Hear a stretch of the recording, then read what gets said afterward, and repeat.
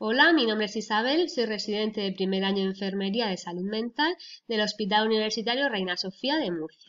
Y a continuación expondré mi sesión que tratará sobre el impacto emocional de las contenciones mecánicas tanto en personal como en enfermos mentales. Los objetivos que pretendo conseguir con esta sesión será repasar conocimientos en cuanto al uso de la contención mecánica en la hospitalización de agudos y revisar la evidencia científica respecto al impacto emocional que genera la contención mecánica tanto en profesionales como en enfermos mentales. Para la elaboración de esta sesión se realizó una búsqueda bibliográfica en las principales bases de datos, como fueron Cochrane Library, Medline o PubMed. Los términos utilizados en esta búsqueda fueron contención mecánica, sujeción física y medidas coercitivas, entre otros. Primero de todo, decir que la contención mecánica es la medida de coerción más empleada en nuestro país. Es muy usada diariamente en los diferentes dispositivos de salud mental y que consistiría en una serie de medidas estandarizadas y protocolizadas que suprimen la movilidad de la totalidad o de una parte del cuerpo de nuestro paciente y que es utilizada con el fin de mejorar su salud o evitar daños a sí mismo o a otros. Para la OMS se trataría de un método extraordinario con finalidad terapéutica que, según todas las declaraciones de los derechos humanos referentes a psiquiatría, solamente serán tolerables ante situaciones de emergencia que comporten una amenaza urgente o inmediata para la vida o integridad física del propio paciente o de terceros y que no puedan solucionarse bajo otros métodos terapéuticos. ¿Cuándo estaría indicada una contención mecánica? Pues para prevenir lesiones al propio paciente, como pueden ser caídas accidentales o autolesiones, para prevenir lesiones a otras personas, tanto del personal de la unidad como de otros pacientes, evitar disrupciones graves del programa terapéutico del paciente o de otros, como puede ser el arranque de vías, de sondas o de otros dispositivos, reducir estímulos sensoriales como método de aislamiento, evitar daños físicos significativos en el servicio, como de mobiliario, de equipos terapéuticos y o diagnósticos, entre otros, o como parte de un programa de modificación de conducta previamente explicitado. ¿Cuándo no habría cabida para una contención mecánica? Pues siempre que exista la posibilidad de aplicar otros métodos alternativos, como puede ser la contención verbal o la farmacológica, como castigo por una transgresión, como respuesta a una conducta molesta, como respuesta también al rechazo del tratamiento, como sustitución de un tratamiento en curso o simplemente por la conveniencia del equipo. En cuanto a la contención mecánica, es muy importante resaltar que aunque es prescrita por orden médica, la enfermera es la única responsable de los cuidados que presta o debe prestar, tanto a nivel ético como legal, por lo que debe considerar la pertinencia y adecuación de la realización de la técnica y realizarla y continuarla en las mejores condiciones y durante el tiempo absolutamente necesario. Aun siendo una medida terapéutica, en determinadas ocasiones puede provocar conflictos emocionales que pueden repercutir en nuestra relación con el enfermo e incluso con nuestros propios pacientes, debido a la posible existencia de desacuerdos a la hora de instalarla y en el modo de realizarla. Conocer los sentimientos que genera esta medida nos puede ayudar a mejorar la calidad de la atención y proporcionar un cuidado integral a nuestro paciente. El impacto emocional que se observó en los pacientes fue que la contención mecánica fue vivida como una experiencia traumática. Esta experiencia podría favorecer el comportamiento regresivo y de dependencia a nuestras instituciones. También se observó un estrés postraumático. Algunos de los pacientes describieron problemas para dormir y que pensaban en la contención diariamente. También algunos informaron de sentirse trastornados, angustiados e ignorados antes de la realización de la técnica y aislados y avergonzados tras ella. También se observó una sensación de realidad en la que la contención se vivía como algo absurdo y diferente. Una vivencia de dependencia total al personal de enfermería y miedo y ansiedad. Miedo a causa del desconocimiento que producía el no saber qué iba a suceder a continuación y de cuánto tiempo permanecerían en la contención, y la ansiedad por la pérdida del concepto del tiempo. También, en cuanto a la familia, se observó un alto nivel de sufrimiento a causa del hecho de tener que vivir que su allegado pasase por esta situación. Nosotros como personal de enfermería, ¿cómo podríamos mejorar ese impacto emocional en nuestros pacientes? Pues ofreciendo una escucha activa hacia la emoción negativa expresada del paciente para que nos permita conectar con sus frustraciones y posibilitarle llegar a un sentimiento y pensamiento más tranquilo y de reflexión.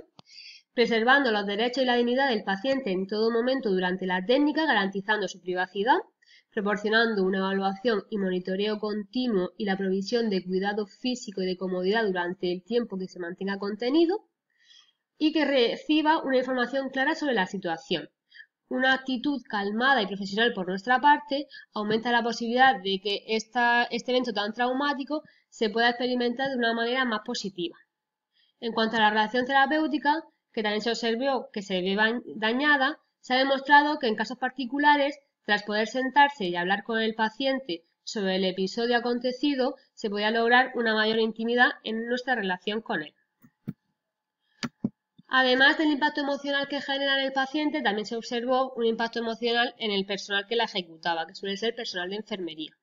Algunas de las emociones que se observaron durante esta técnica fue irritación debido a las continuas demandas y llamadas de atención por parte del paciente y o agresiones tanto físicas como verbales. Esta emoción se ve más frecuentemente previo a la contención mecánica. También de tensión, una de las más prevalentes en esta técnica, por la percepción amenazante del momento, por las posibles agresiones o por la disparidad de criterios a la hora de instalarla o por la falta de coordinación entre nosotros a la hora de ejecutarla. De alivio, esta fue una de las sensaciones más prevalentes, se debe a una sensación de descarga tras haber sentido las dos emociones anteriores, por cesar también la vivencia amenazante y ver tranquilizarse y descansar al paciente. Se aprecia frecuentemente tras la finalización de esta. También de compasión, por el simple hecho de tenerla que usar, nos transmite bastante pena y también aflora cuando vamos a retirarla. De remordimiento, cuando nos cuestionamos si verdaderamente era necesaria el utilizarla, así como su ejecución. También por cuestionarnos la forma de actuar previamente a su uso y hasta dónde hemos sido potenciadores de la actitud del paciente. Otras de las emociones que también se observaron fueron inseguridad cuando percibimos que no tenemos los recursos necesarios para afrontar dicha situación, ya sea en lo físico o en nuestra capacidad simplemente para contener al paciente sin tener que llegar a la contención mecánica. También cuando no hay coordinación o no confiamos en los compañeros que lo realizan. Esta emoción se observó más en personal que lleva menos años trabajando en salud mental. También se observó miedo cuando la situación ha alcanzado altos niveles de tensión y el profesional ve amenazado su integridad física, también por amenazas verbales o por el lenguaje corporal del propio paciente. Suele darse en el antes y el durante de la contención mecánica. También de frustración cuando en nuestras intervenciones vemos que no han dado el fruto esperado o cuando no se ha aplicado la técnica de forma correcta o no ha surgido el efecto esperado. Y por último, la satisfacción. Esta es la emoción que más nos debería aflorar, que sucede cuando el hecho se ha realizado de forma coordinada, limpia y correcta y se obtienen los resultados esperados, así como una buena sensación de retirarla. Debido al impacto emocional que genera en el personal, se observa una serie de repercusiones, como puede ser que en ocasiones, frente a las emociones negativas que nos genera esta contención mecánica, aparece la necesidad de no cuestionarnos ni ser cuestionados por nuestros compañeros. Esto nos hace que no hablemos de lo ocurrido con ellos.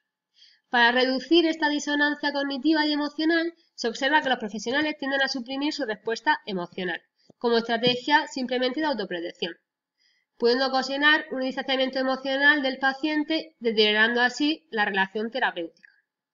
Es por ello por lo que se plantea la necesidad de la gestión y el apoyo al equipo por parte de la organización mediante sesiones de debriefing.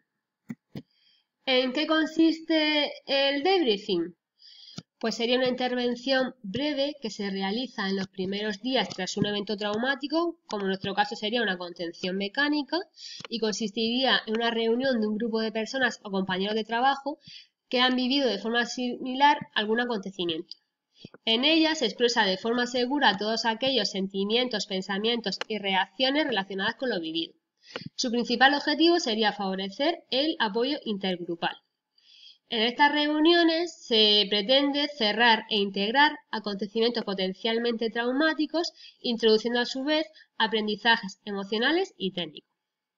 Existe una controversia en cuanto a los estudios que hay sobre ellos, en los que hay algunos que afirman que por sí misma sería una técnica muy efectiva para una disminución drástica de contenciones mecánicas y en aislamiento, pero por otro lado hay estudios que consideran que por sí misma no resultaría eficaz.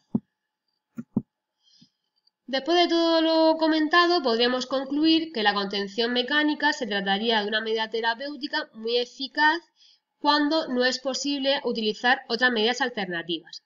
A pesar de ello, se trataría de una técnica que no es agradable y que genera emociones negativas tanto al paciente como al personal que la ejecuta. Analizar dicha repercusión, exponerla y ponerla en común con otros compañeros nos ayudará a ofrecer cuidados de mayor calidad a los pacientes que atendemos en nuestras unidades de salud mental. Pues nada, eso ha sido todo. Muchas gracias por vuestra atención. Cualquier duda o sugerencia podéis contactar conmigo en el correo que aparece abajo en la diapositiva. Un saludo.